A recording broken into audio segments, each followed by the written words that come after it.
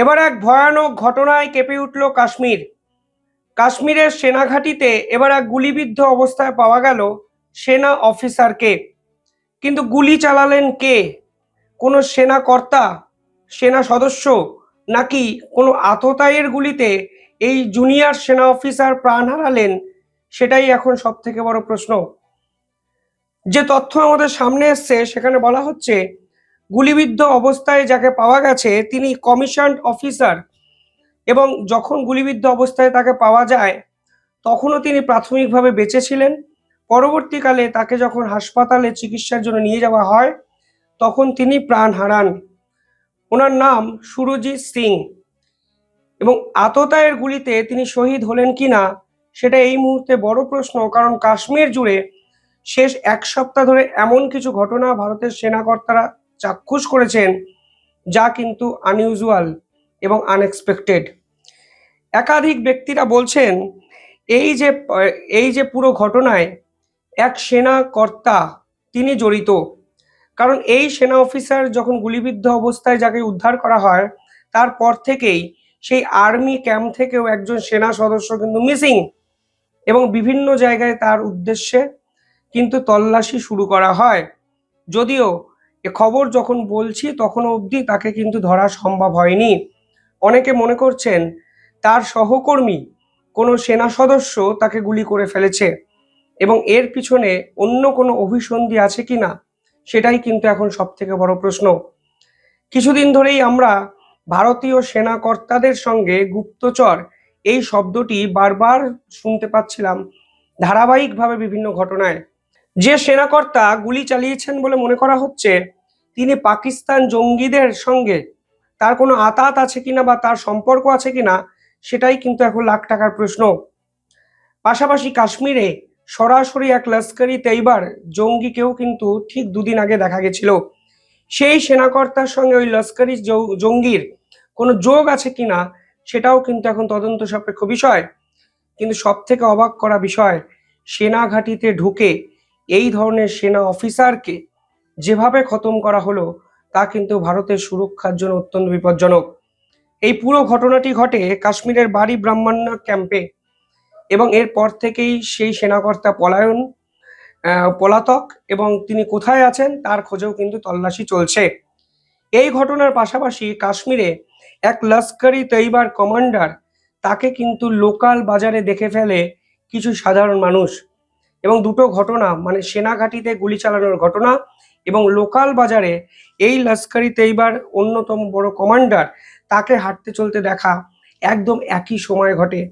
ফলে সাধারণ মানুষ কিন্তু খুব সহজেই দুয়ে দুয়ে দুইটি করে ফেলে, দুয়ে দুয়ে চারটি করে ফেলে, কারণ এই ঘটনার সঙ্গে কোনো সেনা কর্তা জড়িয়ে আছেন মিডিলম্যান হয়ে। সেটাও কিন্তু প্রাথমিকভাবে মনে করছে সাধারণ মানুষ এবং বিভিন্ন তদন্তকারী অফিসাররা। লস্করি তৈবার যাকে দেখা গেছিল তার নাম মোহাম্মদ লাতিফ ভাট। তিনি কিন্তু লস্করি তৈবার অন্যতম টপ ক্লাস কমান্ডার, এবং লস্করি তৈবা কাশ্মীরে সেপারেটিস্টদের উস্কে দিয়ে যে প্রক্সি একাধিক সংগঠন তৈরি করেছে সেই সংগঠনের ইনচার্জ হিসাবে এই পার্টিকুলার লস্কর নেতা কিন্তু দিনের পর দিন কাজ করেছে। কিন্তু এখন প্রশ্ন হলো, এই লস্করি তৈবার যিনি নেতা, যিনি লোকাল বাজারে হাঁটছিলেন, তিনি কোথায় গেলেন? তার সঙ্গে কি সেই অভিযুক্ত সেনাকর্তার কোনো যোগাযোগ ছিল? কেনই বা সেই জুনিয়র অফিসারকে পার্টিকুলার টার্গেট করে গুলি করা হলো? এরকম একগুচ্ছ প্রশ্ন কিন্তু কালকে থেকে কাশ্মীরের রাজনীতিতে বারবার ফিরে ফিরে আসছে। সেনাকর্তারা গুপ্তচরের সঙ্গে বা গুপ্তচর বৃত্তির সঙ্গে জড়িয়ে পড়ছেন, এই উদাহরণ আমরা শেষ 6 মাসে বারবার দেখেছি। গুজরাট এটিএস এর পক্ষ থেকে দুজনকে অ্যারেস্ট করা হয়েছিল, যার নাম AK সিং এবং রাসমণি পাল। তিনি পাকিস্তান এবং ফরেন অপারেটিভদের সঙ্গে নিয়মিত যোগাযোগ রাখতেন, এবং ভারতের একাধিক মিলিটারি ডিপ্লয়মেন্ট, মিলিটারি ইনফ্রাস্ট্রাকচার কিন্তু পাকিস্তানের ISI এর কাছে তুলে দিতেন। শুধু তাই নয়, পাঞ্জাব পুলিশও কিন্তু এই ধরনের সেনা গুপ্তচরের হদিশ কিন্তু পেয়েছিল। কিছুদিন আগেও একজনকে গ্রেফতার করা হয়, তার কাছে 500 গ্রাম হিরোইন পাওয়া যায়। হ্যান্ড গ্রেনেড পাওয়া গেছিল তার কাছ থেকে, এবং তিনি নেপালে পালিয়ে যাওয়ার চেষ্টা করছিলেন, যার নাম রাজবীর সিং। তিনিও কিন্তু সেনাবাহিনীর সঙ্গে যুক্ত ছিলেন। এক কি দুটো ঘটনা নয়, বারংবার আমরা দেখতে পাচ্ছি সেনা ঘাঁটিতে গুপ্তচর বৃত্তি করার অভিযোগ খোদ সেনাবাহিনী সদস্যদের বিপক্ষেও কিন্তু বহু ক্ষেত্রে উঠেছে। শুধু তাই নয়, ইন্ডিয়ান নেভিতেও বিভিন্ন রকম গুপ্তচর বৃত্তির অভিযোগ কিন্তু আমরা পেয়েছি। ইন্ডিয়ান নেভি ডিপ্লয়মেন্ট কোথায় করা আছে, কিভাবে ইন্ডিয়ান নেভি কাজ করে, এ বিষয়ে কিন্তু কিছুদিন আগেই তথ্য পাঠানোর অভিযোগে দুজনকে গ্রেফতার করা হয়েছে এই ভারত থেকেই। আর আজকে দেখুন, খোদ সেনাঘাঁটিতে গুলিবিদ্ধ হলেন এক সেনা অফিসার। এবং নিঃসন্দেহে এই ঘটনা এটা প্রমাণ করছে যে ভারতের দোরগোড়ায় কিন্তু বিপত্তি ঢুকে গেছে। তিনি পাকিস্তানের গুপ্তচর কিনা জানি না, কিন্তু বর্তমান সময়ে পাকিস্তান যেভাবে বাংলাদেশকে কাজে লাগিয়ে আমাদের সীমান্তবর্তী জায়গাকে অশান্ত করার চেষ্টা করছে, সেই মুহূর্তে দাঁড়িয়ে এই সকল ঘটনা নিঃসন্দেহে ভারতের সুরক্ষার কাছে এক বড়সড় থ্রেট। এবং এই পুরো ঘটনার রেমেডি, অর্থাৎ এই ঘটনার থেকে কিভাবে ভারত বেরোতে পারে, উত্তরণ করতে পারে, সেটাও কিন্তু এই মুহূর্তে একটা বড় প্রশ্ন।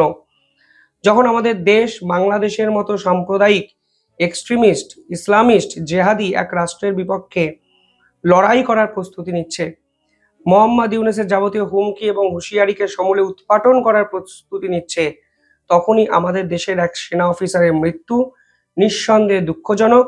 এবং এই পুরো পরিস্থিতিটি ভারতের জাতীয় সুরক্ষার জন্য কিন্তু অত্যন্ত বিপজ্জনক, তার বলার অপেক্ষা রাখে না। আপনারা কিভাবে দেখছেন পুরো বিষয়টি কমেন্টে জানাবেন, আর দেখতে থাকুন দ্য ইন্ডিপেন্ডেন্ট বেঙ্গল। ধন্যবাদ।